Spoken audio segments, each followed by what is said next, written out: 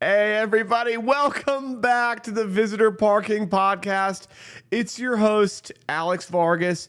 I have been away for so long. I've been away for like 10 days, 14 days. I took a vacation from podcasting. I am so sorry, everybody. I went 62 weeks in a row without stopping. I was burnt. I had to figure out a better system to do this. But we are back like a motherfucker in this bitch. Welcome back to the Visitor Parking Podcast. I'm your host, Alex Vargas, and you are now listening to the March Madness series. We've got 4 weeks of March Madness. We've got 5 Mondays in March. This is a long month compared to most, and I'm here. I'm ready to give it to you guys raw. Anyway, sorry for the intro, but we had to. If you guys wouldn't mind taking a moment, if you support this podcast, if you come here every week or just when you feel like it, I could really use your subscription. Most of you listening, I think a little bit over half of you listeners aren't subscribers. So if you wouldn't mind hitting the follow button, if you're listening on Apple or Spotify, in YouTube, if you could subscribe, that would be great. I do this for free, so it is a hobby, but one day I would like to get paid for it, and I really appreciate it. Let's get into it. March Madness. Did you know that the NCAA tournament wasn't always a tournament that you guys know it to be, where you go out to Atlantic City with your buddies, you get a drink, or you go to your local pub, it gives you an excuse to drink. Monday through Monday, Sunday through Sunday, you're drinking, you're having beer, St. Patrick's Day. The weather's getting a bit nicer. It's not going to be winter forever. There's a little twinkle of hope. March Madness first started in 1908 with a high school basketball tournament described by Henry Porter, an unknown white male, unidentified white male at the time, who later wrote an essay about March Madness in 1939 that was published. 1939, March Madness, the tournament was won by the Oregon Tall Furs. There were only 8 teams in the tournament in 1939. And Porter had written an essay describing the tournament as madness. Madness, I tell you. Can you imagine? This is when also there were no black people playing. So this was just a bunch of white guys playing fundamental basketball up and down the court. It was just debauchery. It was probably the time that they could really let loose. So March Madness began. It was actually a coined phrase by a man named Brent Mosbacher from CBS. CBS had signed a deal with NCAA in 1990. It was a 14-year deal. The NCAA tournament was filmed on CBS and sent out broadcast nationwide. The revenue started off at $145 million. Over 14 years, the revenue grew to $10 billion for the NCAA tournament. So it became very popular, none the least. But I want to tell you guys a little bit about the dark history behind the NCAA tournament, because, again, I try to do these podcasts with a keen interest in sports, and I do love sports. I love football. Do I like basketball? Am I good at basketball? He's not good. He's not great. He's not even remotely close. My old buddy Ray tried to train me in basketball, and he said I was the worst player he'd ever seen. I couldn't score a basket. My feet were flat. I was slow. I like to go to play basketball for the dribbles, though. I'd go in the gym and I'd do it. Anyway, we're tangenting here, but I want to share some dark history on NCAA, and pardon the pun here. Black people in the NCAA tournament? Absolutely not. If there was a black boy playing, my players will not be playing. The SEC, you see here, will not play basketball. What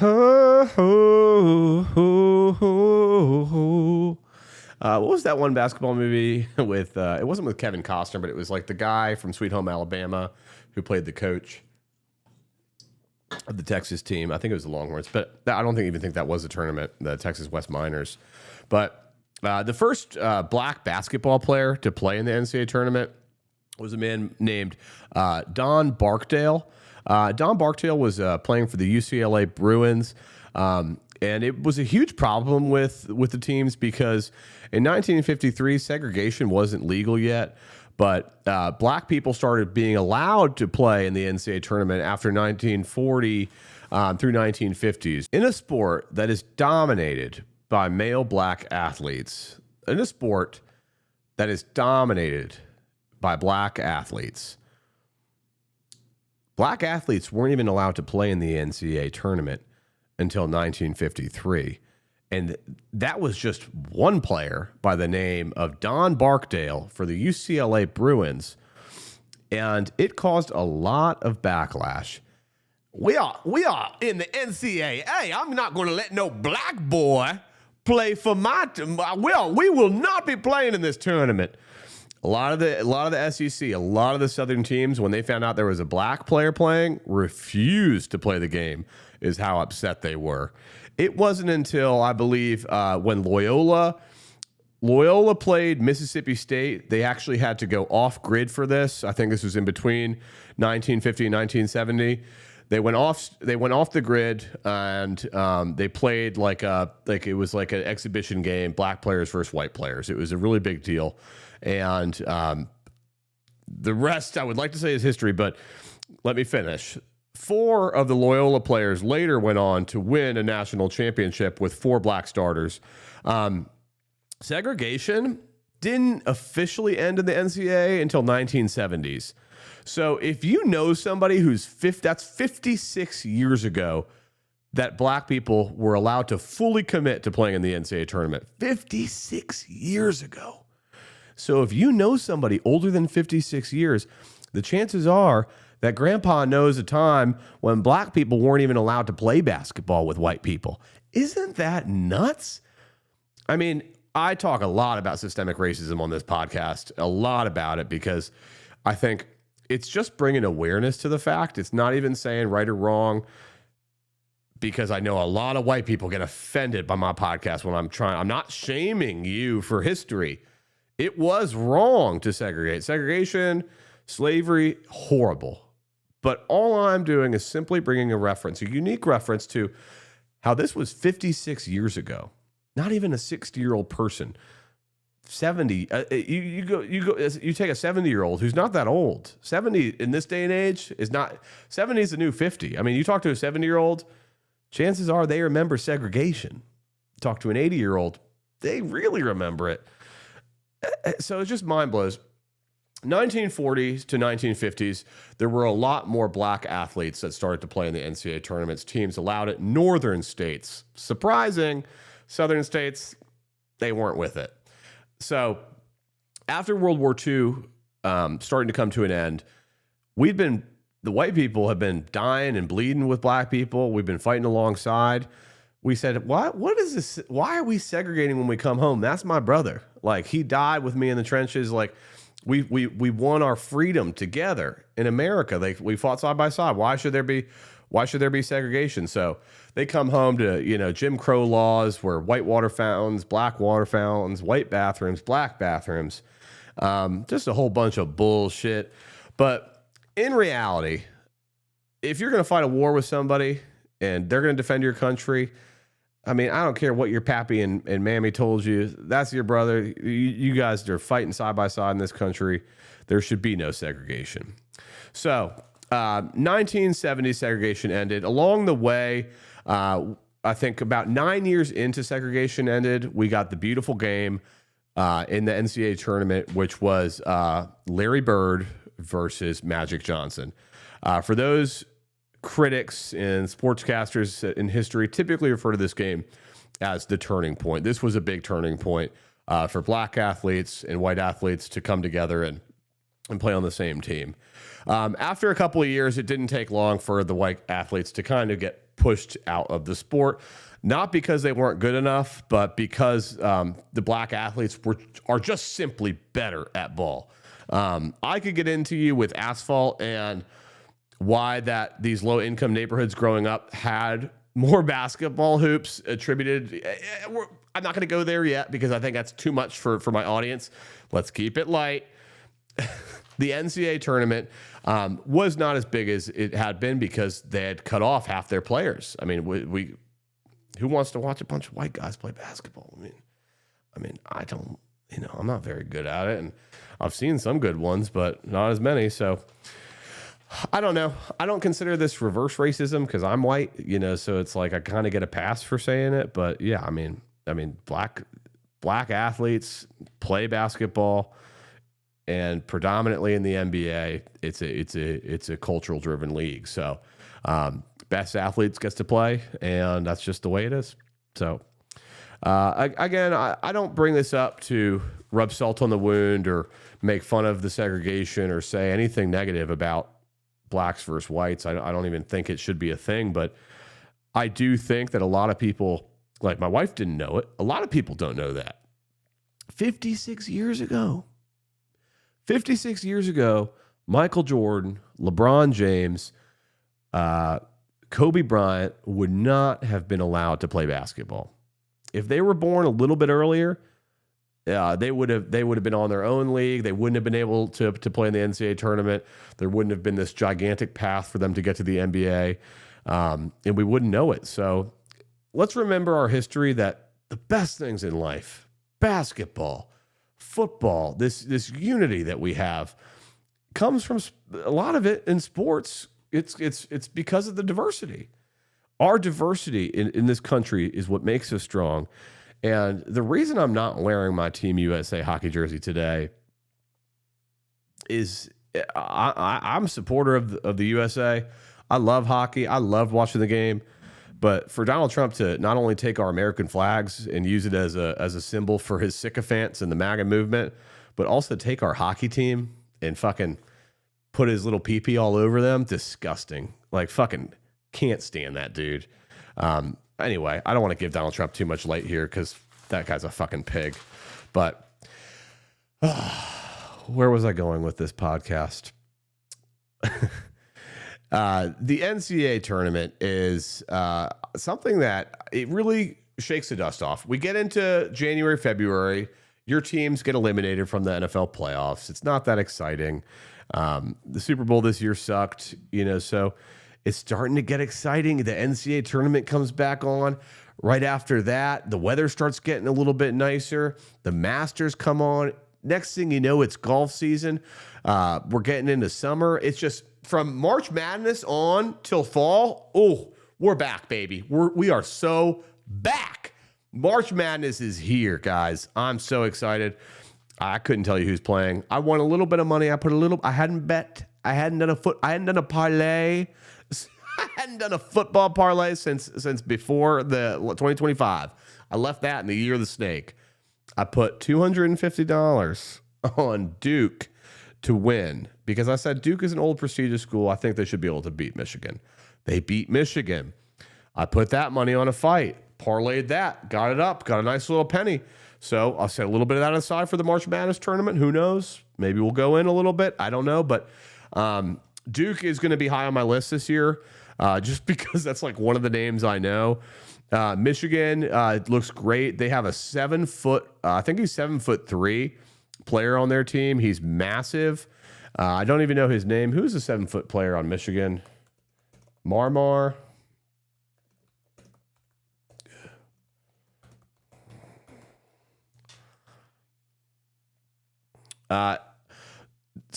His name is Ade Mara. He's 7'3". I watched this guy play against Duke in the exhibition game the other week. Oh my God. The dude doesn't need any help. His full wrist was above the basket. I don't know what they call that in basketball, but he's swatting away. So let's look at top 5 players to watch in this year's NCAA tournament.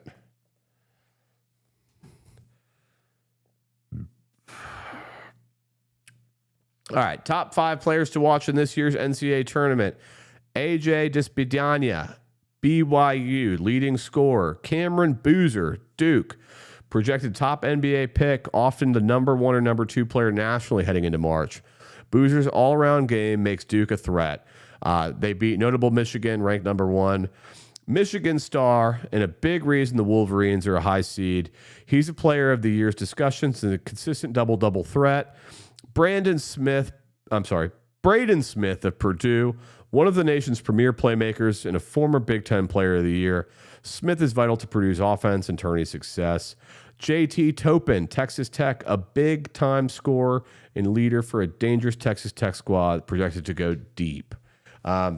Let's see. Who are the early favorites to get to Final Four? If you want to trust anybody in this year's brackets, if you're writing your bracket this week, like a lot of teams will be when they get released, Michigan Wolverines, they are ranked, Michigan, ranked number 1 to be in the Final Four, Arizona Wildcats, Duke Blue Devils, and the UConn Huskies. You can bet a lot of money on those teams to be in the Final Four. Anything outside of that would be some upset money. A potential contender, Houston Cougars, not as heavily favored as the top 4, but they've got early future odds. Brackets show them as a team that could break into the Final Four conversation if they can catch some momentum. Michigan and Arizona frequently appear at the top 2026 March Madness Championship futures list. Duke and UConn are projected number 1 seeds and are traditionally strong in March. Houston has been competitive in projections as a sleeper Final Four bet. Would you like to see a top 5 sleepers? Sure. Top 5 sleepers this year. Florida Atlantic Owls. If you have them on your sheets, I could see them going to at least round 2. They've already proven that they can make deep runs in March, experienced guards. They won't get the respect of the Blue Bloods, which makes them even more annoying as a second-round matchup. The Creighton Blue Jays, they have an elite shooting travels.